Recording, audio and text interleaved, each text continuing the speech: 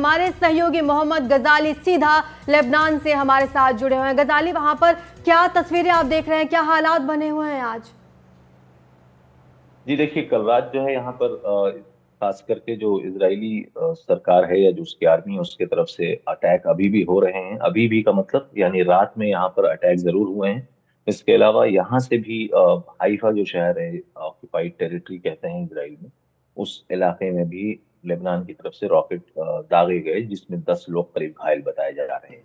अब हम यही रिपोर्टिंग कर रहे हैं कि पिछले एक साल में चीजें या हालात कैसे कैसे बदले हैं। तो सबसे बड़ा सवाल है कि जिस तरह से पिछले साल अक्टूबर 7 अक्टूबर को हमास ने वहां पर अटैक किया था, वो एक बड़ा सिक्योरिटी फेलियर रहा। उसके बाद ईरान ने जिस तरह से बैलिस्टिक मिसाइल इसराइल की तरफ दागे, वो एक बहुत बड़ा एक्सपोजर हुआ कि आप Israeli security aerial defence system को भी भेज सकते हैं। और उसके बाद से अगर आप देखें तो लेबनान की तरफ से जितने बार भी रॉकेट दागे गए हैं इसराइल में, वो कहीं ना कहीं जो है लोगों को या सिविलियन एरियाज को हिट कर।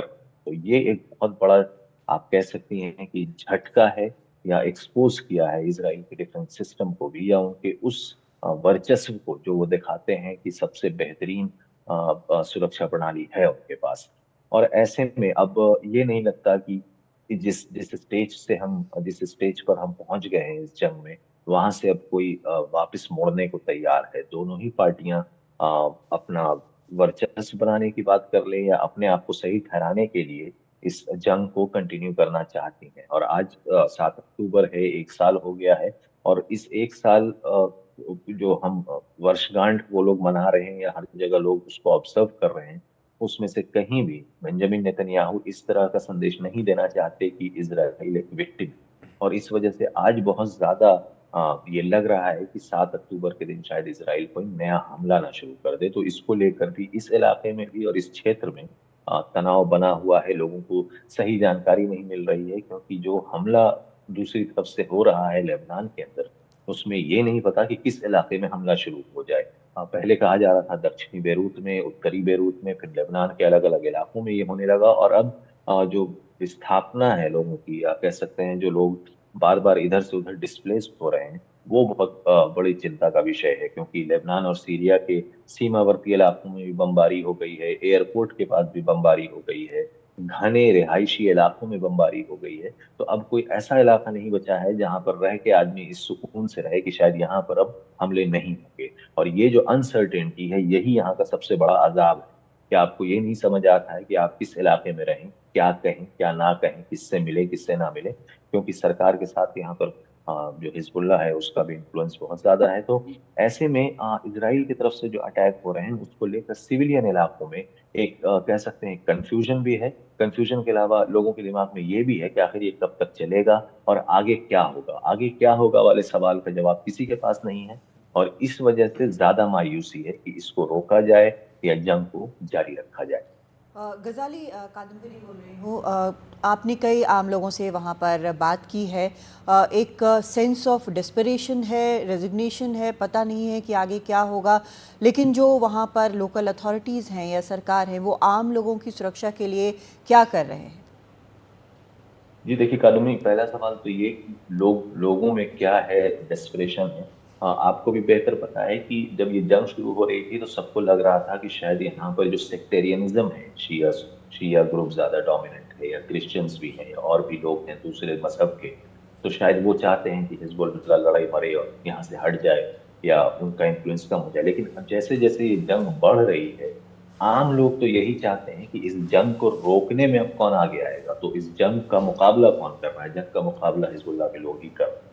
तो इस वजह से कुछ ग्रोइंग सेंस तो ये है कि इनके रहने से कम लड़ाई जो है सीमावर्ती इलाकों में है, या जो ग्राउंड फोर्सेस हैं ऑक्यूपाइड टेरिटरी की सरकार की या इसराइल की, वो अंदर तक नहीं पहुंच पा रही है। तो एक वो भी सेंस है लोगों के अंदर।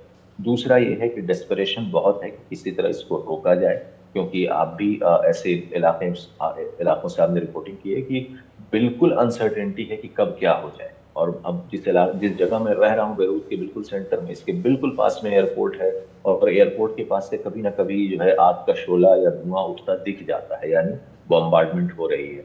सरकार क्या कर रही है? सरकार जो है किसी न किसी तरह से लोकल एनजीओ, इंटरनेशनल एनजीओ को उसने उनके सहयोग से जिन लोगों के घर टूट गए हैं या जो लोग इधर से उधर शहर की तरफ आ रहे हैं लेबनान के दूसरे इलाकों से, उनको सरकारी स्कूलों में रखने और उनके ठहरने का इंतजाम कर रही है। कई होटल्स में जो है लोग आकर रुके हुए हैं, तो कई जगह सरकार भी सहयोग कर रही है, कई जगह लोकल एनजीओ जो है वो ग्राउंड लेवल पर काम कर रहे हैं ताकि जो लोग विस्थापित होकर आ रहे हैं अलग अलग इलाकों से, उनको ज्यादा परेशानी ना हो। जी। बताया ये जा रहा था वहाँ से, जो लेबनान से आप भी रिपोर्ट कर रहे हैं, जो एयरपोर्ट का दो रास्ता है, एक जो पुराना रास्ता है, एक जो नया रास्ता है। पुराना वाला रास्ता जो है उस पर लगातार बमबारी हो रही है और लोग कह रहे हैं कि काफ़ी वहाँ पर परेशानी है, लेकिन जो स्थिति वहाँ पर बनी हुई है, जैसा आप वहाँ पर मौजूद हैं, आप देख रहे हैं कि कहीं भी बमबारी हो जा रही है। ऐसे में अब आगे वहाँ पर कोई रास्ता लोगों को लगता है दिख रहा है, किस देश से उम्मीद कर रहे हैं? क्योंकि हमने ये सवाल यहाँ भी पूछा था कि उम्मीद आपको है, लेकिन कोई अंतर्राष्ट्रीय इंटरवेंशन काम करता या होता एक्चुअली इफेक्टिवली दिख नहीं रहा है, तो क्या उम्मीद है? जी देखिए, जिन लोगों से हम लोगों ने बात की है यहाँ पर, वो कई बार जो है पिछले जंगों का जिक्र करते हैं, पिछले युद्ध का जिक्र करते हैं कि हर बार ये इंटरवेंशन जो है, ये इंटरनेशनल प्रेशर कह लें, दूसरे बड़े नेता कह लें, तभी आते हैं या जब तक वो आते हैं तब तक बहुत ज्यादा डैमेज हो चुका होता है, चाहे वो 1982 में हुआ हो, 2006 में हुआ हो। और इस बार कई लोगों के अंदर एक ग्रोइंग सेंस है कि ये वंस फॉर एन ऑल ना हो जाए, कि जो भी पार्टी इसमें हावी होती है लड़ाई में, कहीं वो दूसरे पर कंटिन्यूड ऑक्यूपेशन कह लें या किसी तरह का बहुत ज्यादा डैमेज ना हो जाए। क्योंकि जो शहरी लोग हैं वो अक्सर ऐसी चीजें सिर्फ दूसरे दूर दराज इलाकों में सुनते थे। बेरूत में बैठकर वो अक्सर सुनते थे कि बॉर्डर के इलाके में ऐसा हो गया या सीमावर्ती क्षेत्र में लड़ाई चल रही।